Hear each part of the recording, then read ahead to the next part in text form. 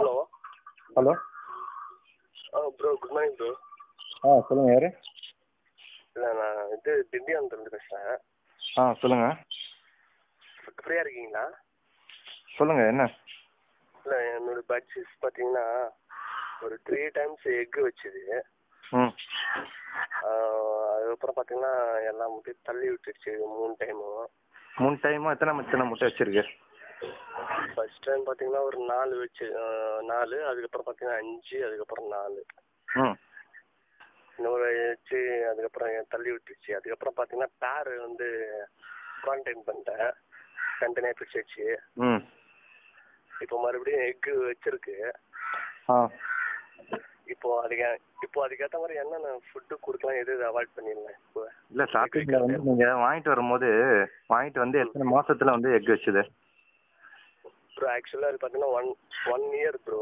அது வந்து வேற ஒருத்தவங்க வச்சுருந்தாங்க அண்ணன் வீட்டில். அவங்களுக்கு வந்து ஒரு 5 வச்சுருந்தாங்க.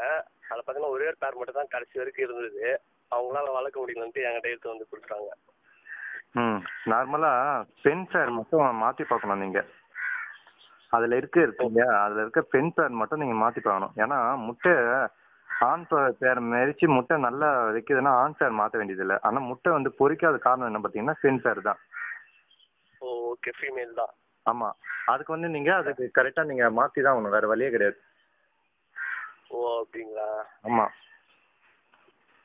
ஓகே, இப்போ இந்த டைம் ஒரு டைம் மட்டும் பார்த்துடலான்னு பார்த்தேன். சரி, அதெல்லாம் இது என்னென்ன ஃபுட்டு கொடுக்கலாம், எது அவாய்ட் பண்ணலாம்? என்ன ஒரு காரணம் நான் என்ன சொல்கிறேன்னா, நீங்கள் அந்த பேரை வந்து மாற்ற வேண்டியதில்லை, அதை வச்சுக்கோங்க. அதுக்கு வந்து பார்த்தீங்கன்னா இது வந்து நீங்கள் வந்து திண்டிவனம் தானே? ஆமாம் ஆமாம் ப்ரோ. அங்கே வந்து நார்மல் வந்து பார்த்தீங்கன்னா வெயில் வந்து நார்மலாக இங்கே சென்னையில் இருக்க மாதிரி தான் அங்கேயும் இருக்கும். ஆமாம். நீங்கள் வந்து அது அந்த சீசனுக்கு ஏற்ற போல பார்த்தீங்கன்னா அது இந்த சீசனில் வந்து நீங்கள் இனப்பெருக்கம் வந்து பண்ணவே முடியாது உங்களால். இனப்பெருக்கம் வந்து ஆனால் கூட அது வந்து சிக்கு வந்து இப்போ உங்களுக்கு சிக்கு வந்து பொறிச்சதே இல்லை இல்லையா ஒன்று கூட. அதனால் இந்த வாட்டி வந்து முட்டை வச்சதை வந்து நீங்கள் இருக்க வேண்டாம். ஏன்னா இந்த டைமில் வந்து நார்மல் 1-2 சிக்கு எந்த சிக்கு வந்தாலும் உங்களுக்கு பொறுத்த வரைக்கும் லாபம் தான் அது. அதனால அந்த பீடிங்ல இருக்குது அப்படியே விட்டுருங்க. அதை வந்து பீடிங் எந்த அளவுக்கு சக்ஸஸ்ஃபுல்லாக பொறுயுதுன்றது பார்க்கலாம். ஓகே, பார்த்துட்டு அதுக்கு ஏற்ற போல நம்ம என்ன வேணுமோ பண்ணிக்கலாம். நம்ம நீங்கள் என்ன பண்ணுங்க, அது இந்த டைமில் பார்த்தீங்கன்னா பச்சை பயிர் இருக்கு இல்லையா? ஆமாம், அது கொடுக்குறேன், அது நல்லா சாப்பிடுது. பச்சை பயிர் வந்து நல்லா எடுக்கிற மாதிரினா நீங்கள் வாரத்தில் 2 டைம் 3 டைம் வைங்க. அது மட்டும் இல்லாமல் அது வந்து உணவாக வைக்க முடியாது உங்களால். ஆமாம், ஃபுட்டாக வைக்க முடியாது. ஏன்னா திணை வந்து கட்டாயம் இருக்கணும். அதை வந்து ஒரு சைடாக வச்சிடணும் ஒன்று. நார்மலாக அது வந்து ஈவினிங் ஸ்நாக்ஸ் மாதிரி, அது காலையில் அந்த மாதிரி ஏதாவது ஒரு டைம் மாதிரி வச்சிடணும் நீங்கள். ஓகே. அதை வச்சு அதுலேருந்து லவ் பஸ் எப்படி வந்து ஃபுட்டு எப்படி எடுக்குதுன்னு பார்த்து அதுலேருந்து நீங்கள் கரெக்டாக மெயின்டைன் பண்ணி வைக்க வேண்டியதான். 2வது ரீசன் பார்த்தீங்கன்னா கோதுமை கொடுக்கலாமா ப்ரோ? கோதுமை இந்த வெயில் சீசனில் தர வேண்டாம். அது மட்டும் இல்லாமல் நீங்கள் வந்து இப்போ உங்கள்கிட்ட இருக்க கம்ப்ளைண்ட் பார்த்தீங்கன்னா வெறும் சிக்கு பொரிக்க மட்டும்தான்.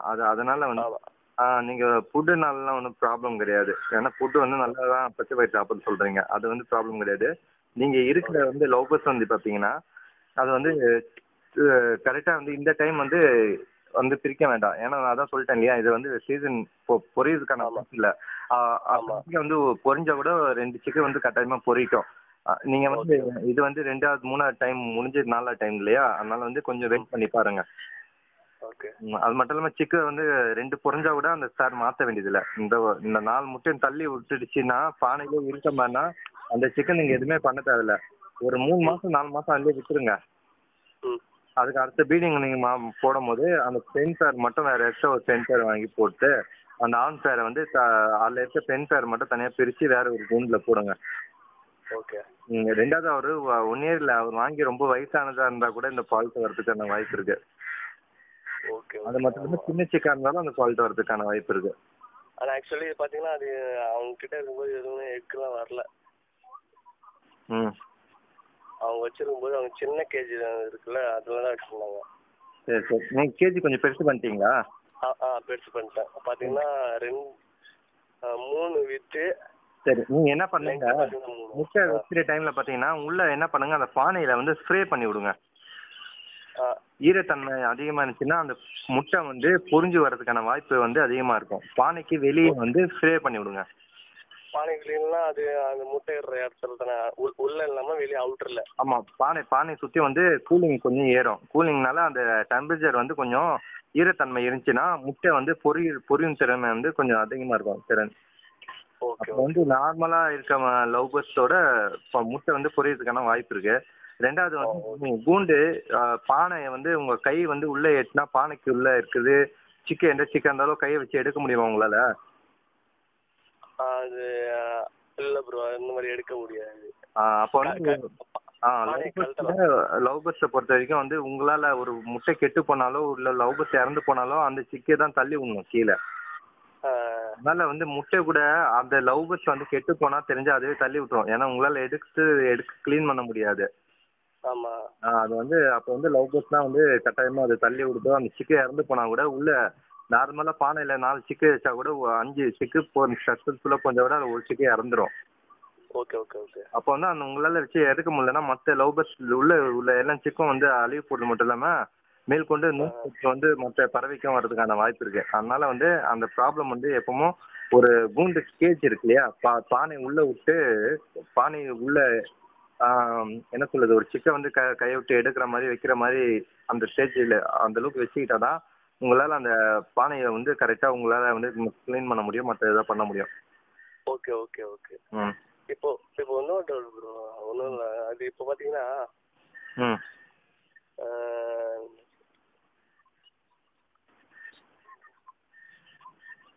ஹலோ, அது இப்போ பார்த்தீங்கன்னா அது எக்கு இப்போ ஃபர்ஸ்ட் எக் வச்சுருந்து கணக்கா இல்லை எல்லா எக்கு வச்சுட்டு வந்து அதுக்கப்புறம் அடை இருக்குது கணக்கா? இல்லை அது வந்து எத்தனை முட்டை அது வந்து ஆட்டோமேட்டிக்காக முட்டை வைக்குது இல்லையா? ஆமாம். முட்டை வச்சு ஆட்டோமேட்டிக்காக உள்ளே போய் உட்காரோம் இல்லையா? ஆமாம். உட்காருலேருந்து 18லேருந்து 21 நாள் வரைக்கும் வந்து முட்டைக்கு அது ஆழம் காக்கும். அது நீங்கள் அதை பற்றி எதுவுமே கேர் பண்ண வேண்டியதில்லை. அது வந்து கரெக்டாக அதோட சிக்கை வந்து கரெக்டாக இறக்கி கொடுத்துரும். Okay okay. நீங்கள் வந்து அது எதுவும் பண்ண தேவையில்ல. அது வந்து இது வரைக்கும் வந்து சிக்கன் வந்து பொரியாதனால அதுக்கு எப்படி பொரிச்சு எடுக்கணுன்றது கூட தெரியாமல் இருக்கலாம். ஆட்டோமேட்டிக்காக வந்து லவ் பேர்ட்ஸ் பார்த்தீங்கன்னா லைட்டாக வெடிப்பு வந்துச்சுன்னா அந்த சிக்கன் வந்து அதுவே வந்து உரிச்சு எடுத்துரும். இந்த முட்டையிலேருந்து சிக்கன் வந்து தனியாக பிரித்து எடுத்துரும். Okay okay. நம்ம வீடியோவில் கூட பார்த்துருப்பீங்களே, முட்டையை தள்ளி விட்டுட்டு உள்ள சிக்கி இருந்தது. நான் எடுத்த வீடியோ காமிச்சிருக்கேனே.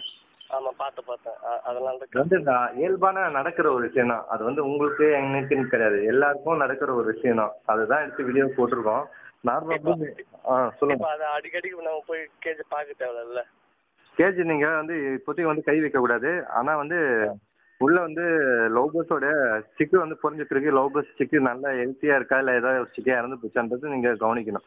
சிக்கை இறந்து போச்சுன்றது தெரிஞ்சிச்சுன்னா அதை சிக்கை வந்து உடனே வந்து அப்ரூவ் படுத்திடணும். அது அந்த இடத்த ஒன்று எடுத்துடணும் அதை. Okay okay. ஏன்னா அந்த மாதிரி எடுக்காமல் அதில் வச்சுட்டா மற்ற சிக்குக்கு வந்து அது பாதிப்பு ஏற்படும்.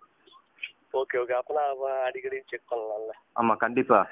அதாவது கை வச்சு வந்து சிக்கு அதாவது எப்படி உங்களுக்கு வந்து சிக்கு வந்து பொறிஞ்சு தெரிஞ்சா அது எப்படி தெரியும்?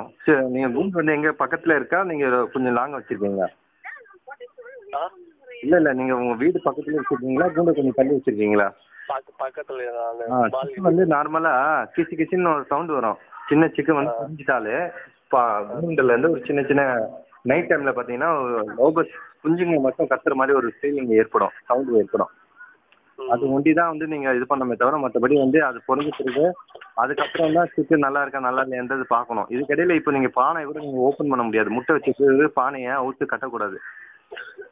பானை ஒரு இடத்த வந்து ஒரு இடம் மாறிடுச்சுனாவே சிக்கன் லவ் பேர்ட்ஸ் என்ன நினைக்கும், இது வந்து நம்ம இடம் நம்ம பானை கிடையாது அப்படின்னு நினச்சிடும். அதை வச்சு அதோட முட்டையில் தெரிஞ்சிச்சுன்னா அந்த முட்டையை தள்ளி விட்டுட்டு திரும்பி முட்டை வைக்க ஆரம்பிக்கும். ஓகே, நம்ம கையை விட்டு எடுக்கிற மாதிரி இருக்கும். அதாவது இப்போ உள்ள அது வந்து இன்னும் ஞாபகம் ஆகணும். அதாவது சக்ஸஸ்ஃபுல்லாக பொறிச்சு வேற பானை இதுக்கு மேலே பானை கட்டுற மாதிரினா பானை உள்ள கை எட்டுற தூரத்தில் கட்டுங்க. பானை சைஸ் வந்து கொஞ்சம் பெரிய அகலமான பானையை கட்டுங்க. Okay okay. கீழ் பாகம் இருக்கு இல்லையா, இப்போ 12 அளவில் வச்சு பானை வந்து ஒரு 9 சிக்கு இல்லை வந்து 6 சிக்கு கட்டாயம் பொறிக்கிற மாதிரி பானை சைஸ் பெருசாக இருக்கணும். அந்த மாதிரி உங்களுக்கு வந்து சிக்கு வந்து ஒரே ஒரு பேரில் 6 சிக்கு கூட நீங்கள் சார் வந்து கரெக்டாக ஒரு பேரில் வந்து 6 சிக்கன் நீங்கள் கட்டாயமாக சின்ன சிக்கன் நீங்கள் உங்களால் எடுக்க முடியும். Okay okay. நீங்கள் பண்ணதெல்லாம் கரெக்டு தான், நான் இல்லைன்னு சொல்ல. ஆனால் வந்து நீங்கள் வந்து லவ் பேர்ட்ஸ்க்கு வந்து அந்த குளிர் வெப்ப நிலை வந்து இருக்கணும் உள்ள. எப்பவுமே லைட்டான இதமான, அதாவது வெயில் பாட்டக்கூடாது. முதல் ரீசன் என்னன்னா அது டெய்லி ஸ்ப்ரே பண்ணலாமா? புரியல. டெய்லி ஸ்ப்ரே பண்ணலாமான்னு கேட்குறேன். ஸ்ப்ரே வந்து தினைக்கும் பண்ண வேண்டியதில்லை. வாரத்தில் 2 டைம் 1 டைம் அந்த மாதிரி பண்ணால் போதும். அதுவும் மத்தியான டைமில் பண்ணுங்க, காலைல டைம் பண்ணாதீங்க. ஓகே ஓகே அது வந்து அனல் அடிக்கும் போது பண்ணீங்கன்னா அந்த டைமில் வந்து கூலிங் வெப்பத்தை இது பண்ணும். அது மட்டும் இல்லாமல் நீங்கள் என்ன பண்ணுங்க, ஒரு அகலமான பாத்திரத்தில் வந்து தண்ணி வைங்க. லவ் பேர்ட்ஸ் வந்து உள்ளே வந்து தண்ணியில் வெப்ப டைமில் வந்து குளிக்கும் love birds. Okay okay okay okay. அதாவது வந்து பானையில் ஆழத்தில் உட்காந்து லவ் பேர்ட்ஸ் வந்து குளிச்சா வந்து அந்த அது என்ன சொல்லுது, அந்த அடங்காக்கிற தன்மை வந்து போயிடும்னு நினைக்காதீங்க. நார்மலாக வந்து லவ் பேர்ட்ஸ் வந்து தண்ணி வைக்கிறது வந்து எப்பவும் நல்லது. ஒரு குளிர்ச்சியான வாட்டர் வைக்கிறது நல்லது. ஏன்னா நார்மலாக என்னோட சிக்கன் நிறைய டைம் வந்து குளிச்சிருக்கு. நான் இது வரைக்கும் குளிச்சதெல்லாம் எடுத்து வீடியோ போட்டதில்லை. ஏன்னா அதை வந்து ஒரு கான்செப்டாக எடுத்து நம்மளால போட முடியாது. ஓகே ஓகே கொஞ்சம் வந்து ஏன்னா கம்ப்ளீட்டாக வந்து நம்ம ஒரு வீடியோ போடுறோம்னா அதில் வந்து அதுக்கான ஒரு 4-5 ரீசன் இருந்தால் தான் போட முடியும். அது ஒன்றே வச்சு ஒரு நான் 10 நிமிஷம் 20 நிமிஷம் என்னால் பேச முடியாது இல்லையா? Okay okay okay okay bro. நான் இதுக்கப்புறம் கால் பண்ணுறேன் டவுட்னா. சரி, உங்கள் பேர்? ராஜ்குமார் ப்ரோ. சரி, ராஜ்குமார்.